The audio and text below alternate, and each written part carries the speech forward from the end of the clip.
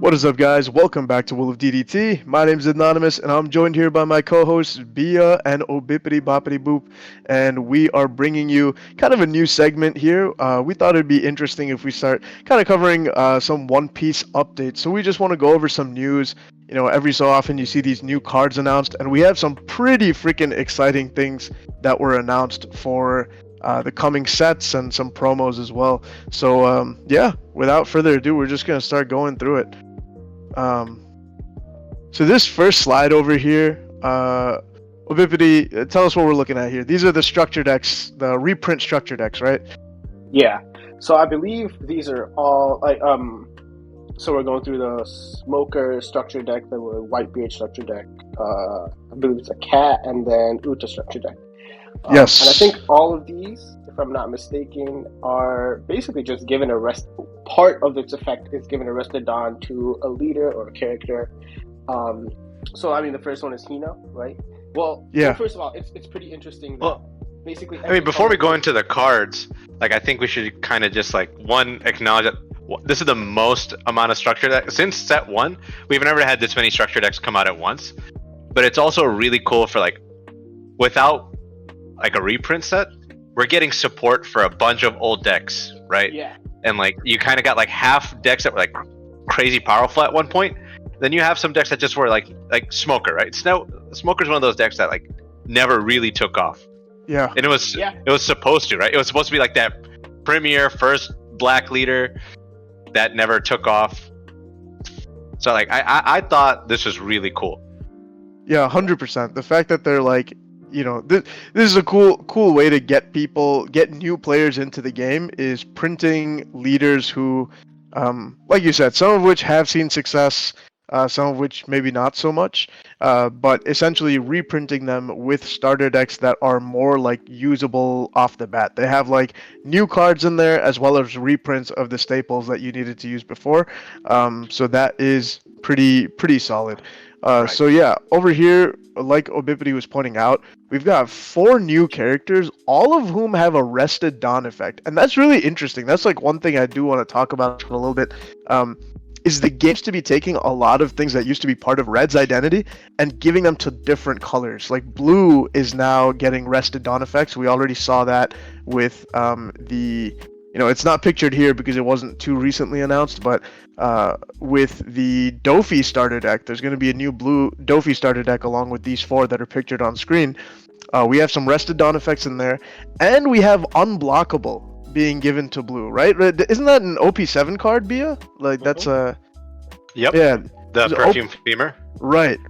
There's a OP7 card that gives a Warlord Unblockable, which is again, that's Diable Jambe for blue. It's a lot of effects that they used to be specifically for red. They're deciding okay, we're just gonna give it to all the colors now. So over here we've got Hina, return something from the trash to bottom of the deck, give a Rested Dawn. Whitebeard on play, give a Rested Dawn. That's fine. I guess he's red. Katakuri, you get to take a life, or turn a life face up, and then give something a Rested Dawn. And Uta over here can trash a film card to give something a Rested Dawn, which is interesting. It's just really interesting that they've decided this effect is generic enough that we should give it to everyone. Curious which one of these 4 on screen you guys think are best. Obippity, not sure if you want to weigh in on this. I mean, I think... honestly, probably the 7-drop Whitebeard. That card is scary. Yeah. I understand, it is a negative having to rest the character to KO a 5,000 power. Yeah. Right, so you're not actually getting to swing with it. Sure. But ultimately, you're KOing a 5,000 power card. And that's massive, bro. Free. That's freaking for free, legit. He's a 7-cost 8k unit. You rest him to KO a 5k power unit. This kind of reminds me of the structure deck Garp, but that was a 5-cost 6k unit. Yeah. 6k is not that easy to defend. It's not that easy to defend. Excuse me. This is a 8k, bro. Yeah. That's very easy to defend. And you get to reuse it every turn to blow something up. It's nuts. And even Black has a little bit of a harder time getting rid of a 7-cost and a 5-cost. For sure. So I mean, I mean, it's just more resources, right? And like you said, with all of these Rested Dawn effect, like again, it's cool, but also strange, like you said, Adnan, that everything's getting a red identity. But in all of the cards, save for 2, and Whitebeard being one of them, the Rested Dawn is just like an after effect. It's just something that they threw on, Right. to be secondary to another effect, right? But the Whitebeard, it's capitalizing on red, utilizing Red Dawn. It's going back to that color identity, right? For sure. But one card that I think is the best, because even though it's away from the color identity, the Rested Dawn effect isn't an afterthought. It's the Boa. And Boa in Doflamingo specifically, being able to get Arrested Dawn for leader ability is insane. Right? Like no other blue leader has a add Dawn X effect kind of thing. Right. Yeah, that's actually a good point. Yeah. I mean, for Dofi, the ability to possibly get your leader ability off while developing a body that you wouldn't be able to otherwise, that was just like one higher than your leader swing plus that unit, right? Now you can do it, which is crazy. And over here, the Katakuri, some people have pointed out, this flip a life card face up and then give your leader a Rested Dawn. People have pointed out that Katakuri before, like, one saving grace was that he could not 10 mom and do his signature 7k swing in the same turn. Exactly. Now he can. He can, which is kind of nuts. The deck has gotten even more brainless. Yeah. Go ahead, Bia. I said that the deck has gotten even more brainless, right? Like, it's not crazy. Like, swing 5, drop 10 mom. Now it's just swing a little higher and then drop 10 mom. Yeah, for sure. This Hino's pretty cool. A little slept on. I think it's a 4-cost 6k unit, so it's overstatted, which is nice, max stats, and then it's got plus 4 cost. So on your opponent's turn, it's treated as an 8-cost unit. So they're not removing that thing really easily. And then, it's just a value engine. You keep bottom decking a card from your trash, and you keep giving something Arrested Dawn, which is really freaking solid, particularly for Smoker, who needs a Dawn attached. Very cool. Again, there's a few things that this is our first time doing a new segment, so a few things that unfortunately we're skipping out on, but hopefully we're going to keep up with these in the future. But there's a Tashigi, for those of you who don't know, who has an insanely busted ability, a 5-cost Tashigi that is so sick for Smoker. So I'm really excited seeing the Smoker deck look. I want to see that leader come back. That's the caveat though, right? Like, insanely busted within the context of Smoker. Exactly. Busted for however busted Smoker could be. Right. And I know we're not showing it on the slide, but like while we're talking about the structure decks, it was kind of funny. I was talking to I was not really talking, but there was a conversation happening on Discord, and somebody brought up that all of these decks are like starter decks, right? By definition, they're meant to be for you to get into the game, pick up and play. Uta is the only one that's not pick up and play because it has like 18 events. Yes, right? Yeah. It's a ridiculous number of events in there. Like that specific deck is just for you to get new cards. Very true. Pretty much. Yeah. What I do like about these new structure decks is I think it's a great way to, one, increase the amount of casual players in the game. Because I think for the most part, 95% of the player base is all competitive. Right? It's really tough for casual players to just kind of play, because ultimately it is a competitive game, and the game is so expensive that you're really only willing to play it if you're competitive. For sure. And the other thing is, I think these specific structure decks, the card abilities and the cards themselves are a little bit better than like the old ones that we've seen, right? Usually when you see a structure deck where like maybe there's like 1 or 2 cards in there that you actually need, but pretty much you're getting it for collection / if you ever do need it, or like bulk, right? But like I think a lot of the cards in these structure decks, since they're reprints and since they're being used to kind of buff existing leaders, they're meant to be a little bit stronger.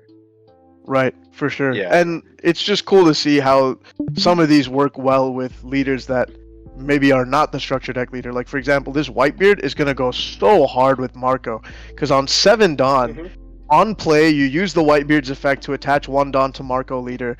Marco Leader, using his own ability, is going to minus something by 2,000. You can minus a 7k unit down to 5k, and then immediately pop it with the Whitebeard that you just played. That's such a nasty combo. I'm just excited to see all the ways that people crack these cards from the starter decks in different leaders, aside from the one that they're meant to be used with.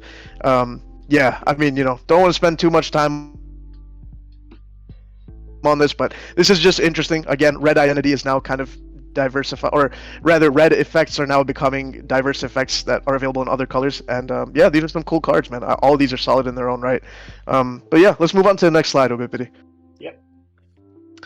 So here, for those of you who don't know, One Piece Odyssey, the card game since the beginning has been kind of used as a marketing tool, which, we don't mind. It means more cards. So over here, we've got a little bit of a tie-in with One Piece Odyssey. For those of you who don't know, that's a video game that was released for One Piece, pretty recently. So this over here is Lim. We have gotten a character of her before. It was red though, so it's kind of weird that we're getting a green-purple leader now for Lim. Means that we can't use the previously existing Odyssey cards, but whatever. So it's a green-purple leader, 4 life, 5,000 power, and by the rules of the game, if you're playing this leader, your characters enter play rested. Really strange, because right away to me that means I can't use blockers. Right? Or I'm sure they're going to make a blocker for this package. In fact, I think there is one on the next slide. But, I can't use generic green blockers. If I want to use, Rosinante, or if I want to use, a Monet or whatever, any interesting, because a lot of green blockers have very cool effects. You can't use any of those in this deck because they're going to come in rested. They're just going to get killed immediately the turn afterwards. But anyway, her ability is activate main once per turn. You can rest 3 Dawn. Gain a rested Dawn, so you ramp a little bit, and then play a 5-cost or lower Odyssey character from your hand. So this leader is going to be entirely dependent on the package. But yeah, I'm curious, Bia or Obipity, if you have any other thoughts on how this leader is going to go. Yeah, at first glance, this just really doesn't look that good. Yeah. There's almost zero benefit to having or playing a card rested, right? Right. I guess Blue Dofi, right? You do play the card rested, but you're playing it from leader ability, and you're still able to go wide.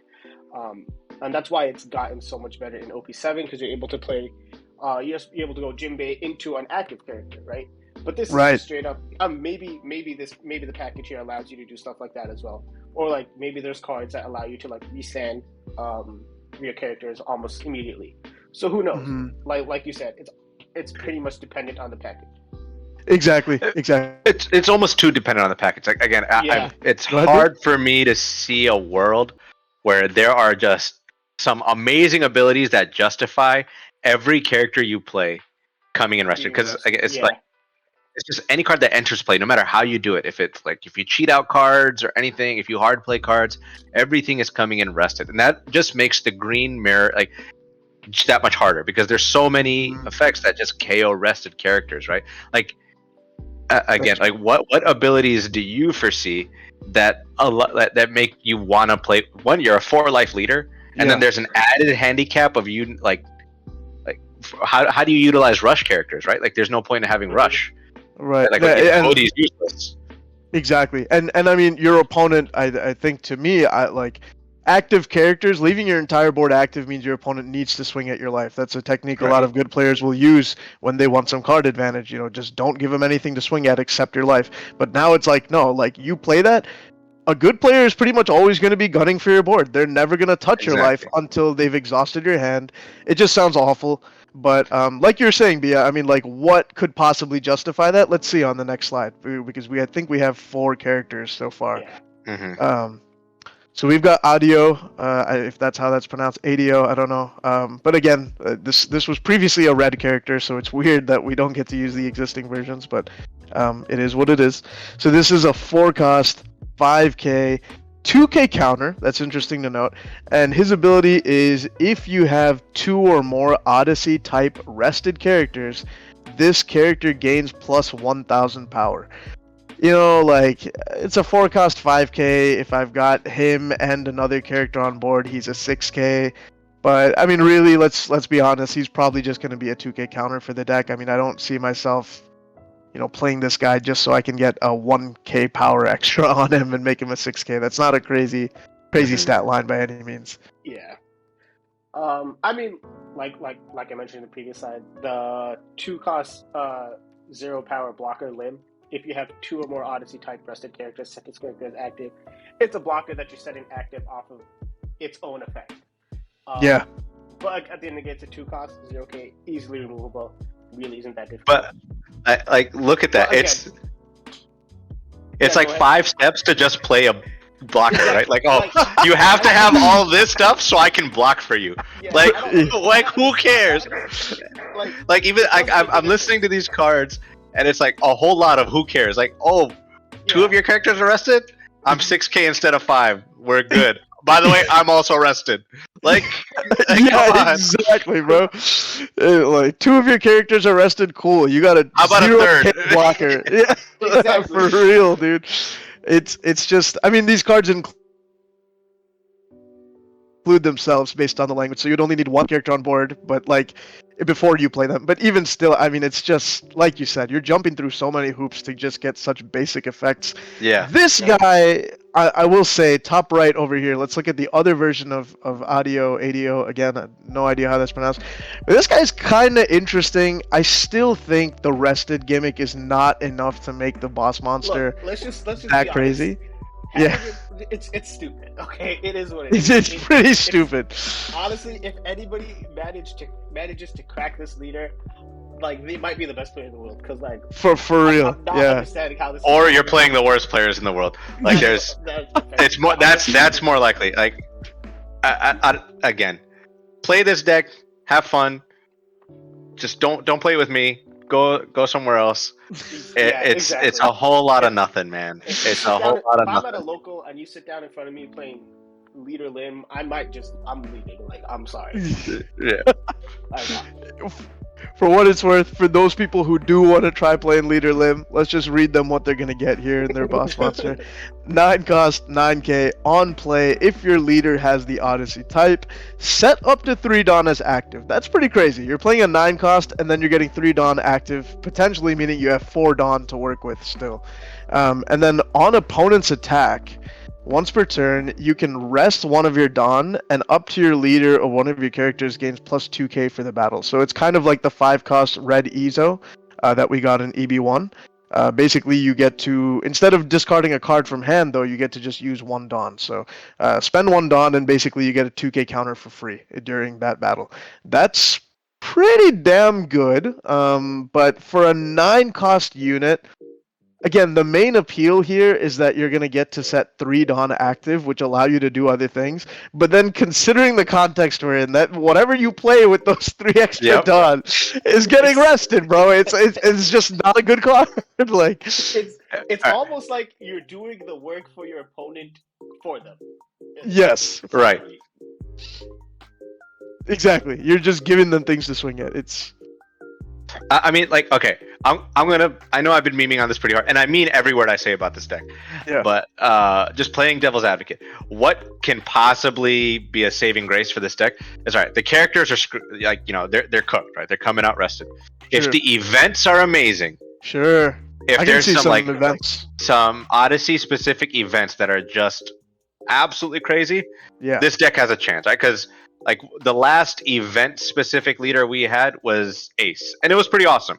Right. Mm-hmm. Ace was good. So like I'm always up for like more unique mechanical leader. Yes. Yeah. So if that's the route this is going, that's fine. But the way that I think that boss monster is good is if it was generic, but it's not. So you're right. It's got to be supported by events. Yeah. I think Bia means more than I think he means more like because it's archetype limited. Yeah. Like again, its effect is really good, but not for the deck that it's in. Yeah, and it has to be in that deck to gain that effect, unfortunately. Yeah, it is what it is. But I do want to touch on this guy. The bottom right, we've got a 5-cost Luffy. I don't know what's up with this. Please, sir, can I have some more pose over there? But he is interesting to me because he's a supernova and he's a straw hat and he's a 5-cost green unit. If anybody paying attention right now has played Red Green Law, you that probably struck a chord with you there. This guy is both searchable by Nami and again, I'm just not even going to talk about in the context of Odyssey because we've established this leader's kind of garbage. But I'm as a previous Red Green Law player, this card interests me because it's searchable by both your searchers. One of the most frustrating thing was Namiing into like 3 of your big green units and then just bottom decking them. Now you can't miss this guy with Nami. And then he's on play if you have 2 or more rested characters, which Law is always going to have a board of 5, right? Again, this is assuming some meta where Law is playable. Like, right now there's a lot of things keeping him out. But if you have 2 or more rested characters, which is super easy to do, choose up to one of your opponent's cost 6 or lower characters, or up to one of your opponent's Dawn, and rest it. That is kind of cool. It's not like Hody Jones is awesome because he rests Dawn and then he's Rush. This guy doesn't have Rush, so I'm gonna acknowledge that like the resting the Dawn thing is not as appealing in this deck, but or for this card. But the fact that he's searchable by Nami and Bonnie, and he has a pretty decent effect in that he can rest a 6-cost unit when he comes down. Yeah, I mean, I would love to see this guy see some play in Red Green Law. That's pretty dope. Hopefully he gets a better artwork, but Yeah, I mean, ultimately, I think resting Dawn is like 3 sets too late. It would be super, super powerful if like Whitebeard, Zoro were still like still relevant. Sure. Because they always have or even against Grape Dofi. Yeah, or against Grape Dofi as well. But I think in this meta where people just really aren't using Dawn for events, for counter events at least. I don't know. Maybe OP9. I guess with Sanji coming, maybe that'll be, maybe that'll come back into play. But I think there's like some room for some combo play here with like the new 5-drop Bonnie, right? She can freeze Dawn. So if you rest Dawn, you follow it up with a Bonnie and you freeze it for the rest of the turn. Right? Wow. That makes sense. Yeah. That's actually I mean, like, interesting. I mean, your bully has all the rested Dawn to choose from already. Yeah. Yeah, I'm not saying you go for it, right? But like again, like you can get creative with it. It's not like completely useless in this meta. Yeah, and again, he can rest a 6 or less unit, which is also pretty freaking dope. Yeah. Especially let's say you don't need the restand, you just want to rest a blocker. I mean, that's pretty good in Red Green Law. Just shambles into him, rest a blocker, go for game. Pretty cool. But yeah, anyway, let's move on. So this is exciting, guys. We finally have a Robin leader. Very, very interesting. We've got 2 purple Straw Hats here, a purple black Luffy and a purple yellow Robin. I guess we'll do them in order, so let's touch on the Luffy first. But yeah, Obipity, why don't you read that out for us? Yeah, I mean, it's a Yonko, it's Straw Hat, it's a 4 life, 5,000 power leader. It's just, you attach 1, so Dawn times 1, your characters have +1 cost. And then once returned, when 2 or more Dawn cards are returned to your Dawn deck, from play, set up to 1 from your Dawn deck as active and up to 1 from your deck as rested. So I think that's similar to Croc, Laker Croc, that last bit, unless I'm reading that wrong. Yeah. So can you read the last line again? Yeah, set up to 1. I assume it's supposed to say set up to 1 rested Dawn from your Dawn deck as active. Oh no, set up to 1 Dawn from your Dawn deck as active and up to 1 Dawn from your Dawn deck as rested. So you're so basically 1 active, 1 rested. Yeah, exactly. Okay, so when you return 2 or more Dawn, you have to return 2 or more Dawn. It's a mandatory effect. It's kind of like Leader NL. You don't have a choice. Like, as soon as the condition is satisfied, you have to use the effect, or else you lose it. If you choose not to use it, you lose the opportunity to do so for the turn. But I know you're a charismatic MC, and I hate to cut you off, but I've been super excited for this leader, so I hope you don't mind me, No, jump in, bro. Yeah, take it. I mean, I'm like, a lot of people were very underwhelmed by this, and this was kind of overshadowed by the Robin announcement, but I think this leader is amazing. Like, it's exactly what I wanted it to be. I wanted, when they announced that it's going to be, Yonkos for OP9, and then to the new Yonkos, I was like, all right, a Gear 5 leader, please let it be able to effectively utilize the old 10 drop Yeah. purple Luffy. Yes. And this does it so well.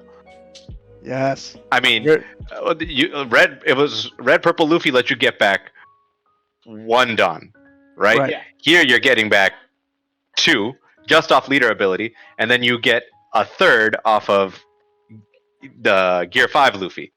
And then you'll get another one off the Gear 5 Luffy once you take your second turn, right? So Exactly. I have a question about this. Yeah. So, oh wait, no, never mind. The question is irrelevant. Doesn't matter. Let's continue. But yeah, no, it's pretty dope, man. Yeah. Yeah. I mean, like, the 10 drop purple Luffy is my favorite card in the game, right? So a deck that's going to let me, like, you know, bring that back and play it effectively, I'm all for it, right? Like, obviously, like, I don't even care about the future support that this will get. As long as you give me, like, another awesome Gear 5 Luffy, I'm all for it. Like, I'm completely about it. And I can genuinely see this deck being very competitive as long as they don't give it just straight booty support. Like, if you play this card, you take 2 damage and nothing good happens. I agree. Again, I think this is going to be a deck that's just focused on ramping and trying to get to your top end as soon as possible. But we'll have to see. I'm sure we'll see a bunch of new support come out in the coming weeks, months. For sure. And one thing. Yeah, no, one combo I wanted to point out that, you know, I was in the Discord, Sully's Discord, some people, and one combo that's really cool, and Bia, you might know this card because you played Purple Luffy in the OP5 meta back when that was one of the only 3 leaders that were viable. A lot of people ran Top Knot as a tech card, which is 2 Don, minus 2 Don, bottom deck a 4-cost unit. So now you can 2 Don minus 2, and you will get those 2 Don right back, and you can bottom deck be active.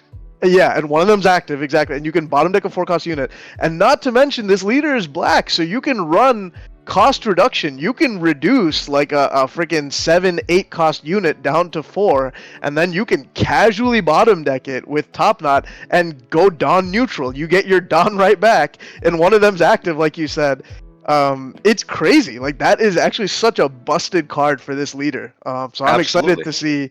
I hope it doesn't become cancer, but like I'm excited. It might, right? Like if you're running the OP8 7 drop Jack, if that's just sitting on board, right? Like, yeah. And I'm gonna be Obipity here. Now imagine you have 7 drop Jack, and you also have Isho on board. Bro, everything clear. Everything is getting bottom decked. It's like not even close.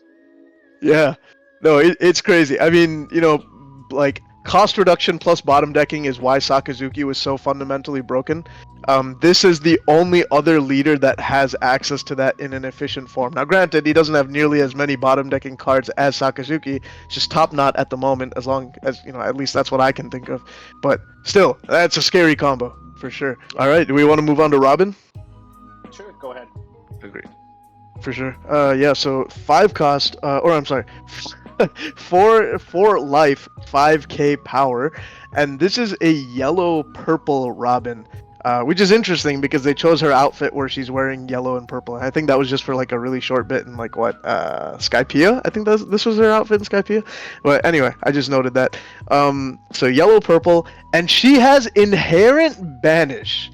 So that's interesting. We thought inherent double attack on yellow-green Yamato would be broken. Turns out it did not destroy the game as, you know, nearly as much as we thought it would. But it was still a scary leader, and still is to this day a leader you can lose to just by the sheer fact that that's powerful. Now this is inherent banish. That's pretty crazy. Let me hear your guys' thoughts on that. I mean, like I said, I don't find it to be great. But... No, you go for it. I was gonna say, double attack Yamato. Again, it's just a super aggro deck, probably the most brainless deck in the game, right? You just go first, turn 2, you swing 8, turn 3, you swing 10. Get them to low life. As long as you have blockers or as long as you have counter in hand, you're fine. You can win the game pretty easily. Banish is much, much more scary. Because you never want to see your cards go straight to... I mean, again, Black doesn't really care that much. As long as Moria is still in the game, you can always bring those cards back to life, potentially. Yeah. But like stuff like red, green, yellow, stuff that has triggers. You never want to see it go straight to trash, right? You kind of want it in your hand. But I also think Banish isn't as busted as it would have been maybe in like OP2, OP3, right? And I think that's one of the reasons why the 5-cost Yamato didn't pop off. Like double attack Banish, you can either defend it or you can just take those 2 hits, right? Like, would you rather have 1 card go to your trash, or would you rather counter out with like 3 cards? Exactly. Like, if it's gonna get banished, like it's gonna get banished type thing. Like, ultimately, you're weighing your hand size, like you said. So if they swing 7K, I would rather give them the 1 card from my life than I would give them the 2 cards from my hand. In most scenarios, So you're right. It's definitely not busted. It's annoying though. I will say that. Like in the early game, you're trying to develop your hand by taking those life freely. Like I know Bia, you always told me, you played 5 life leaders for a long time, and you were always like, that first life is free. Like I don't care. They can swing 3K and I'll take that. But now it's like, well, it's going straight to trash. Like I'm actually not generating the hand advantage that I want out of it. So it's annoying. Those first few pokes in the beginning of the game, it's like, like maybe I want to think about this type thing. So it's definitely just irritating. I'll say that. It's not game breaking, but it's mildly irritating. That's exactly how I would describe it. Yeah. And then she does have another effect, for what it's worth. When attacking, you may trash a card with trigger from your hand, add up to 1 Dawn card from your Dawn deck, and set it as rested. So it's just, again, another leader kind of like pudding that has a built-in 1 Dawn ramp per turn. So, it's not great. It's not bad. Like, I don't think it's, you have to trash cards in order to do it. And you have to run triggers in order to do it, which, I mean, granted, you're playing yellow, you probably will have them, but it's just, it's not amazing. I don't actually think that that's a great ability, but I don't think it's a bad one either. We'll see. I think this... go ahead, Obibity. I was going to say, I think it's a deck that, like, if someone cracks it, it could be very good, but right off the bat, I don't see it being that broken. For sure. And it's one of those decks, like, it sounds so like you're already starting the game off with an advantage, where it doesn't need to be cracked, right? Like there's a clear advantage to running this deck. Exactly. It's on the rest of the meta to kind of work its way around it, and once that's solved, this deck is just not going to win, right? Like the same thing with Yamato. Once people know, like, okay, how do I neutralize a good leader? Then it's just done. Right, exactly. I will say, not that this is the format that anybody's really assessing cards with, but in sealed, this will be an annoying freaking card. If you're playing like a pre-release or a sealed format, with this one, you're going back to the basics, just OP1 One Piece. This will be a very annoying card to deal with because this leader will be swinging at your life. If they swing too big, you just can't counter, and you just keep trashing your life. So very solid for sealed format events if that's your cup of tea. But I think that's all there is to say. Now this is where we get to the hype stuff. Obipity, which one of these do you want to take? You want to take Sanji or Teach? I'll take Sanji. You can start ahead. You can start with Teach. All right, talk about Sanji first, just because the next page might have some more relevant stuff there. Sure. So I started off this game playing Blackbeard, right? Yes. So Red, I do hold Red dear to my heart. Sure. And Red being pretty much out of the game from like OP, just after OP4, right? OP5 is when Blackbeard was kind of like, that's not really viable anymore. So this Sanji leader coming in OP9. It has me extremely excited. There's just so many red cards that you can use now, like the 4/5 Brook. Obviously, all your rush cards are still relevant, other than Ace, pretty much. What are the cards? There's you can use the 2-cost 3K counter, 2-cost 3,000 power 2K counter Brook, right? The one that gives rested Dawn. You can give 2 rested Dawn, and he becomes rush. Like. Yeah. Let me read the card, right? It's once well, actually, no, that's an on-play. That's an on-play, so you can't do that. Oh, you're right. Never mind. Yeah. But anywho, Sanji being up to one of your cost 8 or lower characters without an on-play effect gains rush until the end of this turn.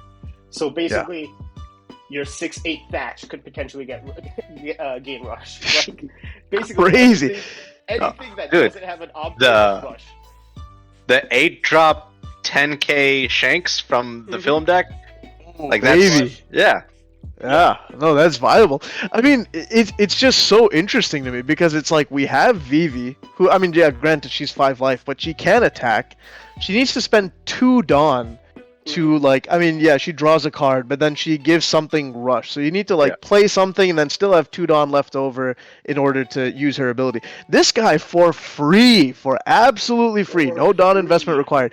Play a unit, swing with it, as long as it does not have an on-play effect. So, like, you have to build your deck in a specific way. Sure, there's certain effects that you can't take advantage of, but, like, even then, I mean, you can run the on-plays like Yeah, it doesn't make the Tama non-plays or, you know, unplayable. other things like that Yeah. reduce. Exactly.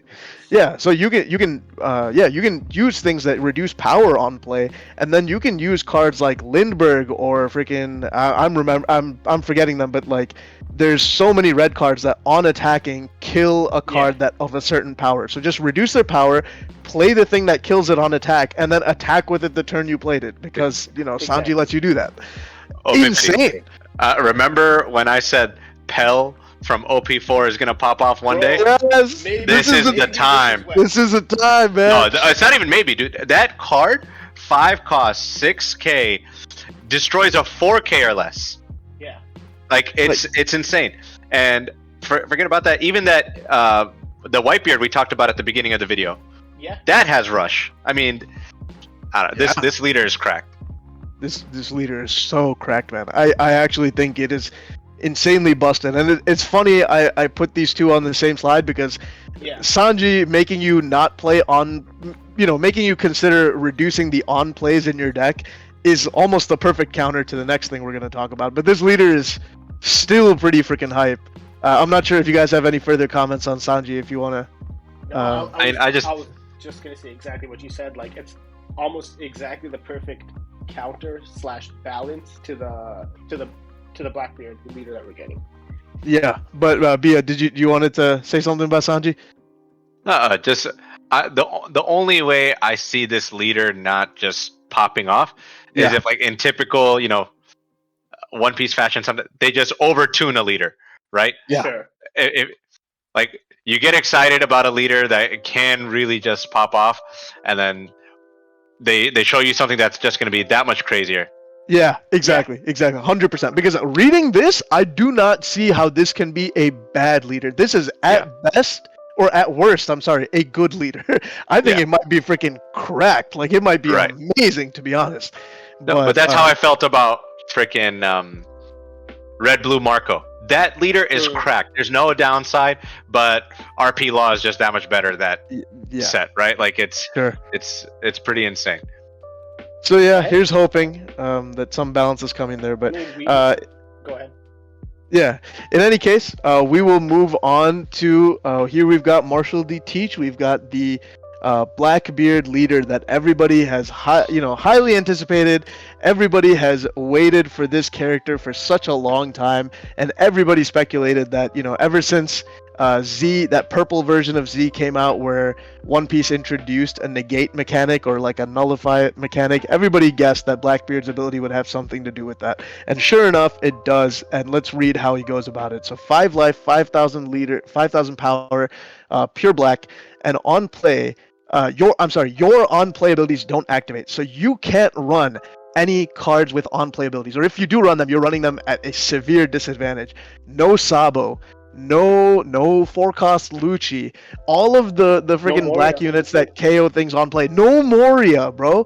I mean, that is crazy. This is going to be a fundamentally different black leader than every other black leader in the game, because there's this pool of cards, just like the black good stuff cards that everybody uses, and this character or this leader pretty much can't run any of them, which is kind of nuts.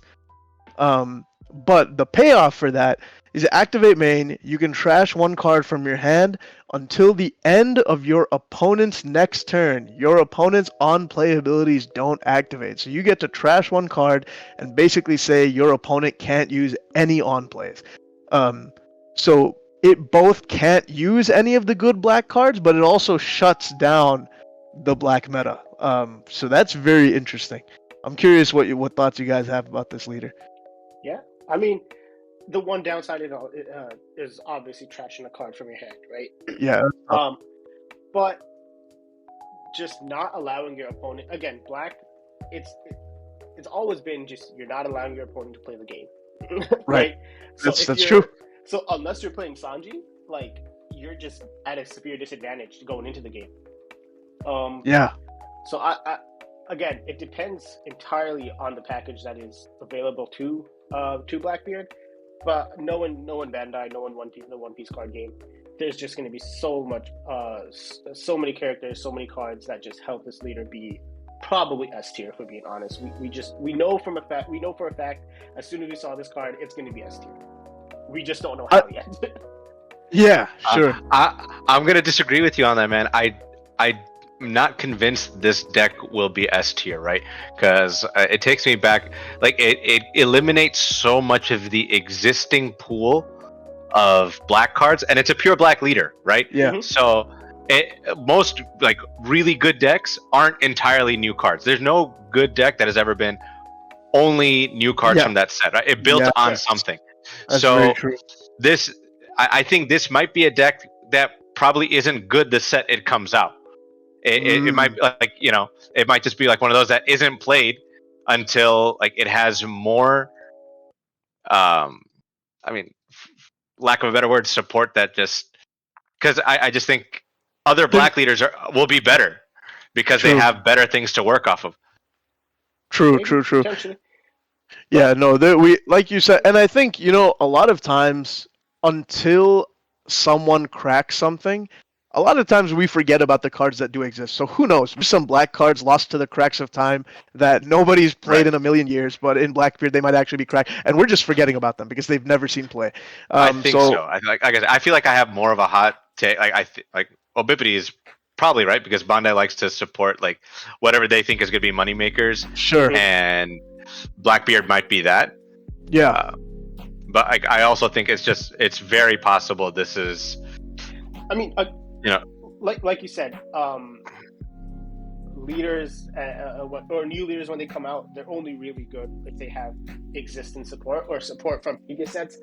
Like this is OP9. Remember, we don't know everything that's going to come out in OP8 yet. Exactly. What we do know is like stuff like the 7-cost Jack that already. Well, I mean, no. I mean, we know what's coming out in OP8. OP8's already out in Japan. Oh, right. Yeah. You mean the rest of OP9? We don't know the rest of OP9. Yeah. But what I'm saying is like even like in OP8, there are black cards that do have activate mains, not on play abilities. Exactly. No, you're right. That's true. There's 100%. I mean, we made a good case for. We were talking about this. The 9-cost Kaido that was revealed. Again, not a card we covered in this presentation, but there's a 9-cost Kaido that's meant to be used with Purple Black King, who's coming out in OP8. But that card will be absolutely cracked over here because he. Is an activate main, even though he functions almost like an on play because he says you can only kill something the turn it was played, but it's phrased as an activate main, so you can use it with Blackbeard. So there's ways to get around that limitation and abuse the imposing that limitation on others. Like Obipity said, it's just a matter of the fact that you have to trash. Realistically, I don't think a player can afford to just declare trash every single turn. And so they have to be, careful about when they use it and when they don't. And they have to declare in advance, meaning the opponent knows when you declared it, right? Like the opponent knows that you said, okay, hey, no on plays. So the opponent is then going to conduct their turn with that in mind. But even still, most decks are built around on plays. So there's only so much you can play around it after the Blackbeard player has declared it. It's just very quirky, man. It's very interesting. I truly, till I see it, till I test it, till I, see other players trying it, I don't know how this is going to play out, but I want it to be at least good. Maybe not S tier, but I want it to be at least good because it really checks a lot of the cancerous things in the meta, like a lot of the annoying things in the meta, Gecko Moria, like people will have to think twice about their ratios and about how freely they can run certain cards because, if Blackbeard's good, there's always a chance you just run into a Blackbeard player and get stomped if you go too greedy with your build. Right. So who knows? Because like OP. I want him to be a good card for the game. I think him being good will be healthy. Yeah. Sure. No, I agree. I agree totally. And I think these are going to be two very, very prevalent decks that we see, not in the September Nationals, but definitely in the January Nationals. For sure. And I hope so. Because this January it will be OP9. My math Yeah, might be probably. wrong, but Worlds might also be OP9. Depending on where Japan or depending on where the Eastern meta is, and whether or not that's actually in March. I think Orlando. So Orlando that's guaranteed to be OP9. Yes, Orlando. I'm talking about Worlds though. Worlds might also be OP9. But Worlds is going to be after. Oh, you're right. No, I think it definitely will, because Worlds was always the last Western set released. Sure, that makes Right. sense. So Yeah, so I don't know if. But we only have will be 1 out year of before precedent, so who knows? You know. Yeah. that's true. Always is a bit of an exaggeration, but it's 100% sample size. That's true. All right, guys. So here we've got our last slide when it comes to new card reveals. So this is the Blackbeard support. So we've got. So one thing that people mentioned is that Blackbeard. Again, you can't use a lot of the old cards. A lot of the old black cards are on plays, so it's like, how are we gonna get around that? Many people speculate it's going to be activate mains, and that seems to be the case here. So Lafitte is the first black searcher who functions like a green searcher. You play him for 1 Dawn, but then you rest him for a 1 Dawn to search the top 5 of your deck. So that's interesting because, I mean, those searchers are always nice because they function as pseudo blockers. Your opponent has to swing into them. If your opponent doesn't develop a body on their first turn, you can like play 2 of these if you have it in hand, and then your opponent can only kill 1, right? It's just like some funny things you can do with that. So it's cool that black is getting green searchers. Yeah, I don't know. What's interesting about this, as opposed to other black searchers, is the cards go back into your deck, right? Other black searchers go straight to your trash. Yep. So it doesn't allow. I mean, Blackbeard again functions very differently from other black decks. Right. So maybe just having cards in your trash isn't really that important. Well, it will be in a second. I know you guys haven't seen. This is a surprise for you, but I was putting these slides together today. So, let's look at the second card we've got here. We've got Van Augur. 5 cost, 6k. He's got 1000 counter, and then activate main. You can rest this character. If your leader is Blackbeard, or has Blackbeard Pirates type, give up to one of your opponent's characters -3 cost for the turn. A 5 cost 6k that you have to rest to do a -3 just seems like a weird engine. It's like, I get that you're giving me versatility, right? Like, he's an attacker, but then he can also be rested just to do a minus. It just feels a little weird, but I guess it's made up for by that second effect. When KO'd, you get to draw 1 card. So that's going to mitigate some of the hand disadvantage that you have playing Blackbeard. Yeah, I mean, that's pretty much what it is. Yeah.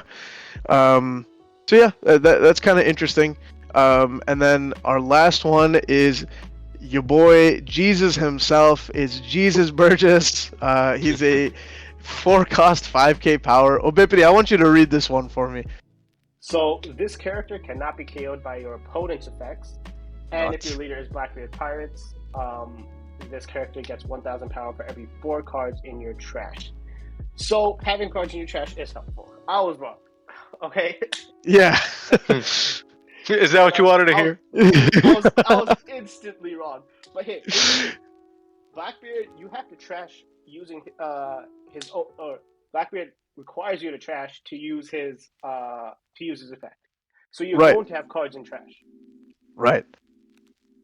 So yeah, I mean, a 4 cost 5k, you can just kind of choose to, be tricky with them. You can just leave him active so that your opponent can't swing at him, and eventually late game, I mean, you'll be countering, you'll be discarding with Blackbeard leader ability. Who knows? Hopefully they have some type of Sabo type card that lets you cycle a little bit. I can see this guy getting to like 8k, like, just by off of his effect alone, and it's on defense too. It's not just on offense. Yeah. So I mean, imagine an 8k that can't be KO'd by effects, and your opponent's just kind of like sitting there, like, trying to get rid of him. If you get multiple on board, I mean, that's terrifying. Yeah, I mean, it's kind of like the Daz Bones, right? Yeah, my boy, bro. Is Is it OP6? EV1, EV1. EV1? Okay, the EV1 Dazzle ones, right? Like, sometimes if you're playing, like, an event-heavy deck like Purple Clock, like, sometimes you play Autonomous, Yeah. like, at times, that's an 8k body, and it's just super hard to get rid of. Yeah, for real. Yeah, so super cool card. The fact that he can't be KO'd is nice. I think people will also see some Borsalino and Fukuro play in this deck just because they don't have on play. Yeah, Borsalino, our boy, bro. No matter how much he leaves the meta, I mean, that is a crazy card. 4 cost, 6k on defense, can't be KO'd by effects. Fukuro, same deal. So, I mean, you could just have a board of like Burgess and Borsalino and Fukuro and just piss your opponent off. I mean, nothing can be KO'd. And, like, you know, they're all just sitting there menacingly. It's kind of dope. Right. I want to see someone swing. I want to see someone swing 13k with their Fukuro to win the game. And then follow it up with like an 8k from Burgess, bro. Exactly. All right, guys, let's get to our final slide here. So this, I can't tell you what this says. I'll pull up Google Translate. Yeah, we could Google Translate, but I do know what it says because, you know, obviously it was posted with English subtitles. So this over here is a ban announcement for August 12th. Bia and Obipity, tell me what you guys think is gonna get banned in August 12th. Bandai has announced that something is gonna get banned. We don't truly know if it's just gonna be Asia. It's very likely it will be. I'm hoping it's a freaking red purple law ban, like emergency ban, so that we don't have to endure like the Black Maria format. But yeah, I'm curious what you guys think. Are they gonna hit Maria? Are they gonna hit the leader? Are we gonna see a Sakazuki treatment when they print another version of the leader? Like what y'all think is happening here? I'm more of the latter. I'm kind of a pessimist when it comes to these ban lists. I don't expect anything out of them. So that way, you know, if it is good, great. I'm happy to be wrong. But like you said, it could very well just be let's ban something and let's just give them a better version of what we just banned. Who knows? That's why like I'm always leery when there's like a ban list around reveals. I think I can tell you what I hope gets banned. The purple Black Maria, but also that's purely like it's kind of bogus to ban Black Maria because it brings back so many other decks like Purple Kaido and things like that, purely just to get rid of red purple law. And I think maybe just ban that leader for a little while. Yeah. No, honestly, I agree with you. I don't think we're going to be seeing. I don't think the Western or the U.S., North America, Europe. I don't think we'll be seeing the ban until OP9. I think we'll follow suit with Japan. We'll have to go through the whole Black Maria meta and just have like 95% of players playing law. No. But I do. Some people might disagree with this, but I don't think we're going to see a Moria ban. The 8-cost Moria. Yeah. No, I agree with you. I don't think they're hitting that card. Going into OP9, Blackbeard is going to be relevant. And if Blackbeard's on-play effects, if Blackbeard is limited on-play effects, Moria won't be relevant anymore. Yeah, I don't even know that they'll give it that much consideration. I mean, you're right. Blackbeard does shut down Moria, and maybe someone at Bandai has the foresight to say like, yeah, Blackbeard will be good, and Moria will get shut down, maybe. But honestly, Bandai in their previous approaches to bans has been they're not player experience based. They're not going off of players like feedback. They're going more so off of pure stats and numbers. And yes, Black dominated the meta, but also Red Purple Law had just as big a piece of the pie on the pie charts. So I just don't think anybody at Bandai is going to say, yeah, Moria's a problem. I think they're going to say, no, yeah, Law's doing just as well, so we don't need to hit Black at all. So I think you're right. I don't think Moria's getting hit. I don't know if Maria's getting hit. I honestly don't know. I truly couldn't tell you whether they're just going to ban Red Purple Law or whether they're going to ban Black Maria, which breaks the deck. I hope, like Bia said, I want to see Mono Kaido from freaking ST04 succeeding again all the way from like super pre-release meta. I want to see those builds. So I hope they don't hit Maria. I would rather they just like print a version of Law where like you can only play Heart Pirates off of his effect. Like, or you can only I don't know. Yeah, something like that. Like if you just lock down the number of cards that he can just freely build his deck with, that would probably do the trick, but who knows? Yeah. I don't think Law is kind of like Sakazuki, right? Where it's just like a generic leader where it just compoundingly gets better. It very well might be. It seems to be the case just with all of these sets that are coming out. Yeah. But I don't, and I could be straight up wrong, or maybe just I'm too lazy to think of any right now. I don't think there are any cards that necessarily need to be hit to the point that they're problematic. Just kind of use the ban list as a way to rotate leaders, right? Like ban out some leaders so people can play some new ones and get more creative with the card pool that they have. That's my take. Bippity, I know you were about to say something. I cut you off. Oh yeah, I was gonna completely disagree with you. I think Law Yeah. is definitely a very generic leader, and basically any 4-cost red, any good 4-cost red or purple character is easily playable. Well, people always say, like what's your list for like red, purple, Law? And like, honestly, I'm only half joking when I say, yeah, if it's a 4-cost red or purple, just play it. Throw it in. Yeah, that's fair. It's just being able to cheat it out off leader effect, and of course Maria just letting you get all that Dawn, or Black Maria letting you get all that Dawn back. It's crazy. Exactly. So I do think I do think we're going to see a Law ban, or I should say, I hope we see a Law ban. And I do. For some reason, I can't give you any explanation as to why, but I think we might see a 4-cost Lucci ban. Or Interesting. That's a take. I wouldn't be angry. Me neither. I have absolutely zero empirical evidence to back this up, and I'm just talking on my ass. But maybe I'm just hoping. I'm with you on that. No, I'm with you on that.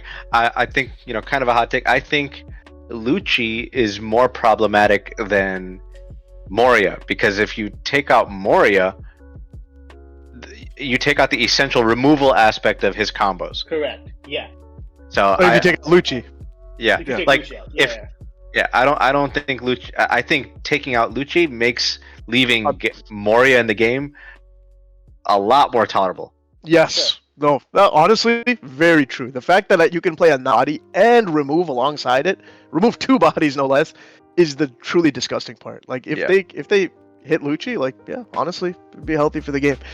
Again, I'm hoping Law gets hit in this ban because, like Obippity was saying, like in the future, every single red and purple card ever printed going forward, as long as it's 4-cost or less, has to be designed around Law's leader ability. It has to be designed with Law in mind, and like that is just way too tall of a task. Like I think they really do just need to limit the card pool that he can play.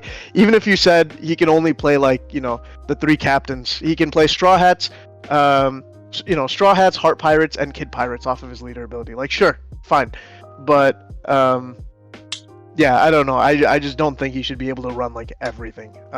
It's just crazy.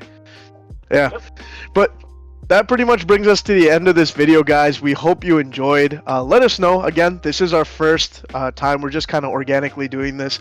Let us know what you liked about this video, what you may not like. Do you want us to do more like news-related content in the future? What type of schedule would you like to see it around? Just anything. We're just kind of throwing this at the wall and seeing what sticks. So yeah, we would love to hear your comments on how you like this video.